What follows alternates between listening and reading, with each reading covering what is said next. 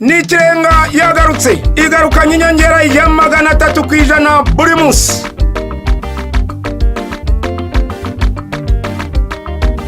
Umunyenga buri kajugujugu kujyana muri hoteli y'agatangaza ukarama amajoro 2 n'uwawe, ndetse ukaba wanatsinda amamiliyoni menshi buri munsi. Kanda akanyenyeri 141 akanyenyeri 1 urwego ugera ku muhigo w'umunsi, bityo wihesha amahirwe. Amategeko n'amabwiriza birakurikizwa. Airtel, umuyoboro wa telefone zigezweho. Yes, amategeko n'amabwiriza birakurikizwa. Ahangaha muri promotion yacu ya Ikirenga, reka twongere tubahe ikaze nanone mu kiganiro cyacu, aho mugenda mwibonera abanyamahirwe batandukanye, aho mugenda mwibonera ibyiza Airtel ikomeje kugeza ku bafata buguzi bayo. Nkuko mubibona, ntago ndigenye nahangaha. Wiriweho? Mwiriwe. Amakuru yawe? Ni meza. Umeze ute mu mutima wawe? Ndishimye cyane. Waraye neza?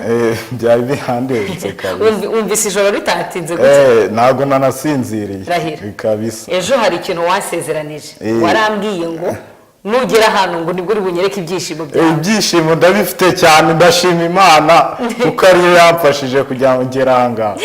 Umaze nk'igihe kigari cyo ku murongo wa Airtel? Iyi simo card nyimaranye ukwezi kumwe. Aha, mwabyiyumviye nkuko duhora tubabwira buri munsi, ntabwo tureba umuntu umaze igihe kinini ku murongo wa Airtel, ntabwo tureba umuntu umaze igihe gitoya. Umuntu wese wabashije guhigura umuhigo we aba ari umunyamahirwe ahangaha. Ngira ngo amazina yawe noneho yivugira atari kuri telefone. Nitwa Iradukunda PASCAL. Ukaba mfite imyaka 19. Ayewe bebe. Niko none se ni gute umuntu aba umumiliyoneri ko miliyoneri mu myaka 19 yonyine? Na amahirwe ntago ari amahirwe gusa, nuko wasobanukiwe naho ushobora kugerageza. Ni ukugerageza umuntu akagira amahirwe. Okay, aha rero urimo kubona kashi zawe, ngira ngo nta mpamvu yo kwirirwa tugutinze. Ibindi turaza kubivuga nyuma. Nta kibazo. Hano hari uburyo amafaranga ahinduka yawe igihe cy'amasegonda 45. Ndabibona. Urabibona? Urayakuramo hano uyashyire hariya, uyakuremo hano uyashyire hariya. Ufite igihe cy'amasegonda 45. Urumva uri tayari se? Nta kibazo. Tayari. Okay, egera hano hanyuma utangire wifatire kashi zawe. Nangire ubu ngubu. Nangire. Reka nkubarire hanyuma utangire. Cyangwa ndeka kwirirwa nkubarira? Nta kibazo mbarira. Aha, 3 2 1 twagiye. Umva, shyiramo agatege kabisa, ihutisha kabisa. Ihutisha amasegonda darabaye 40. Nutinda amasegonda aragushana amakashi yasigemo. Gira vuba kabisa. Ihutisha. Buri wese na gahunda ze kweli. Umva wangara byitoje. Gira vuba. Witinda. Aha, ihutishe. Reka ngufashe nanjye aho wakuyemo kabisa nyakwegerezeyo. Gira vuba. Amasegonda amaze kuba 18. Amasegonda daragiye gushira amafaranga kirimo. Ihutishe. Gira vuba. Amakashi yamaremo kabisa amasegonda bayana amafaranga yose daragiye kuyasigira kabisa.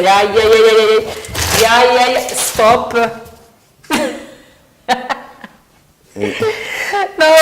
Urumva umeze gute mu mutima wawe? Ndishimye kabisa. Urumva uri tayari? Ndi tayari. Okay, reka mu kanya gato turagaruka noneho tukwereka amafaranga yawe, ariko mbere yaho reka tubanze turebe umunyamahirwe noneho ubanze umenye n'uburyo byagenze kugira ngo nawe ube umunyamahirwe w'uyu munsi. Murakoze. Okay, umaze kubara amakashi yawe, ngira ngo rero hari uburyo bigendamo, hari icyo umuntu aba yasabwe. Bari baguhaye wowe umuhigo ungana gute? Bari bamaye umuhigo wa 300. 300. Buri munsi wayashiragaho ko yahamagaza. Hanyuma bikagenda bite? Bakanyereka ko mfite ninjiye mu miliyoneri. Mfite ayo mahirwe nayo nshobora kuyatsinda. Nta mafaranga se bigeze bongera kuguhaho kuri telefone nyuma yo kukiza amayinite? Baranyerekaga kuba yampaye. Ngira ngo rero ni ibintu byoroshye cyane, kubera ko umuntu wese yabashije kumenya umuhigo we akawuhigura aba ari umunyamahirwe. Ngira ngo nkuko mubibona kuri screen zanyu, ama telefone yose, ama nimero yose yabashije guhigura umuhigo w'umunsi aba yatangiye kugaragara. Hanyuma ikindi twakubwira nuko niba uzi ko nawe wahiguye umuhigo, please telefone yawe ujye uyigumisha hafi yawe kuko iyo itari hafi yawe tukaguhamagara ntuyitabe ejo uziko wabaye twaguhamagaye ku nshuro gatatu babimbwiye twahamagaye wa mbere irasona ntiyayifata uwa kabiri ntiyacamo uwa gatatu ni wowe ya mahirwe yanjye ni ya mahirwe yawe urumva ko ukwiye gushima Imana cyane ngira ngo noneho twatangira amanimero yacu yose yabashije guhigura umuhigo w'umunsi akabanza kazunguruka nkuko bisanzwe nkuko mubireba hanyuma tukarebamo umunyamahirwe nuwuhe mwibuka yuko nkubibutsa ko amahirwe yawe ntabwo arangiriye kuri uyu munsi nzakomeza ntabwo uzakomeza gutombora amafaranga ariko amahirwe ashobora kugusekerana none kuko hari ikindi gihembo duha abamaze gufata amafaranga cyo kugira ngo berekeze mu mujyi wa Rubavu bajye kuruhuka bahabwa ikiruhuko cy'iminsi 2 bakajyanwa na kajugujugu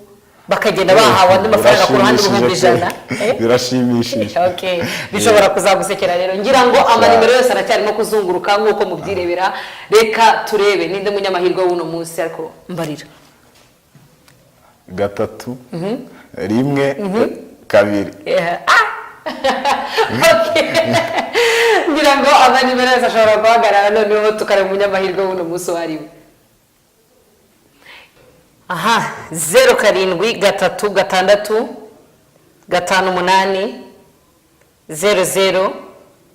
5 8 uyu niwe munyamahirwe w'uno munsi ariko tubabarire yitabe pe yo mutitabye mudutera kubabara cyane sagahinda umuntu agiriye umuntu atamwitabye allo oui mwiriwe amakuru yanyu neza njyewe uguhamagaye nitwa Liliane nkaba nkora muri Airtel okay wafasha nawe ukambwira amazina yawe mbonye nitwa Musabwa Jean Paul hanyuma ukabuherereye he ntuye Kimironko niho utuye ni naho ukorera mbo nta kazi mfite uretse ibiraka nateraga ariko byararangiye ubu wari wicaye nta kakara kurimo gutera ubu byarangiranye n'umwaka ushize okay nta kibazo nubwo byarangiye ariko no muri uyu mwaka ugiye guhembwa kubera yuko uri ku murongo wa Airtel okay ubu se nta kintu wise wumva utekereje ni Ikirenga iri muri Airtel urayizi promotion dufite muri iyi minsi yitwa ni Ikirenga hari ikintu yiziho okay mbonye nkunda kubikurikirana kuri TV1 nkabona nyine hano batombora yego hanyuma se we ntabwo wigeze ugerageza amahirwe kugira ngo urebe nimba nawe ushobora kuba ayo mahirwe yagusekera uretse ko umurongo wa Airtel nsanzwe mukoresha maze igihe mukoresha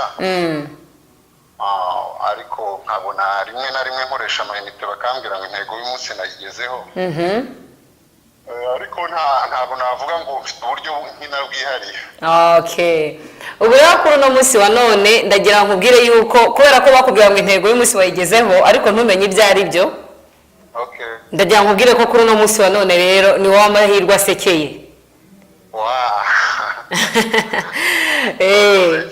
ku munsi w'ejo uzaza kugira ngo wifatire amakashi yawe yandi wabonaga abandi batwara nawe ku munsi w'ejo uzaza kuyifatira okay ni byiza ndishimye cyane okay reka tukubwire ngo ukomeze ugire umugoroba mwiza hanyuma tuzaguhamagara ku munsi w'ejo tukubwire amasaha ugomba kutugereraho urakoze Liliane urakoze nawe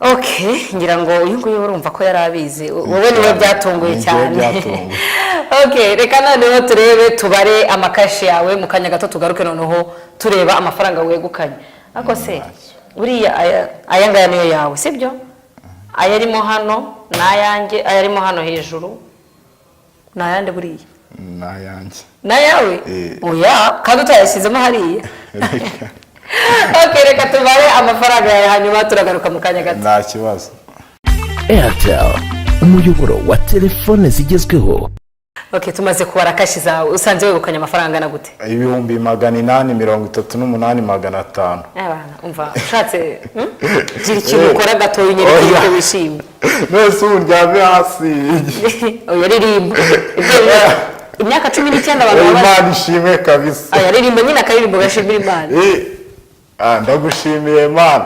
Oya use n'indirimbo n'amagambo. Oya uwo ni umuvugo uvuze. Ndagira ngo uririmbe none indirimbo ishimira Imana. Bose nakora iki koko? Shimwa shimwa bana Yakobo, mutima wanjye amaganya, amaso yanjye ukayarinda amarira, ibirenge byanjye ukabirinda gusita. Amena. Ntabwo bizora. Okay, reka dushimire cyane mwebwe mwese mukomeza kwitabira promosiyo ya Ikirenga. Mbabwira ngo iracyakomeza ntabwo irasozwa. Ejo ushobora kuzura umunyamahirwe, icyo usabwa ni kimwe gusa, ni simukadi ya Airtel. Warangiza ugakanda ku kanyenyeri 141 akanyenyeri 1 urwego yes, ukamenya umuhigo wawe w'umunsi, ukawuhigura, warangiza nawe ukaba umunyamahirwe wacu. Hanyuma reka tukubwire ngo iki ni ikimenyetso kigaragaza umubare w'amafaranga ubashije kwegukana. Murakoze. Urumva byishimiye cyane. Okay. Twizere ko ubu ngubu mu kwa kabiri baza gutangira ishuri umeze neza cyane. Ni Minerivare nayibonye kabisa. Umwaka wose uzajya mu kigo bagahita bavuga ngo ntabwo bazongera kunsohora.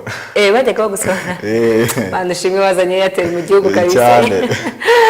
Okay, reka tubabwire nanone yuko tuzongera ku munsi w'ejo, ariko tubibutsa ko nimero ishinzwe guhamagara abantu ni nimero imwe yonyine 0731 nta yindi nimero ishinzwe guhamagara abanyamahirwe bacu muri Airtel. Izindi zose nizabateka mutwe mujye muzikatira. Hanyuma tukubwira ngo dufitemo ama promotion menshi cyane, dufitemo ibintu byinshi cyane tugeza ku bafata buguzi bacu muri Airtel, aho umuntu ashobora kugura ikarita akojeje Airtel Money, warangiza ugakubirwa 100% y'ikarita waguze. No kuvuga ngo ikarita yose uguze ubu nawe ariko bijye bigenda.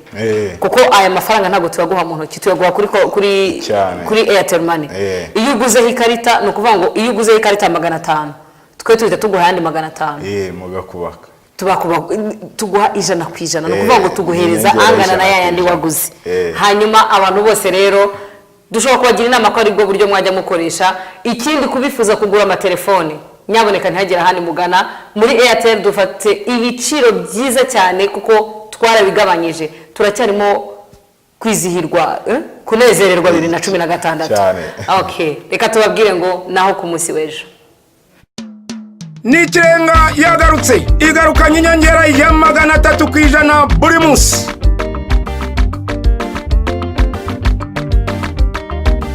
Umunyenga buri kajugujugu kujyana muri hoteli y'agatangaza, ukarama amajoro 2 n'uwawe. Ndetse ukaba wanatsinda amamiliyoni menshi buri munsi. Kanda akanyenyeri 141 akanyenyeri 1 urwego, ugere ku muhigo w'umunsi, bityo wihesha amahirwe. Amategeko n'amabwiriza birakurikizwa. Airtel, umuyoboro wa telefone zigezweho.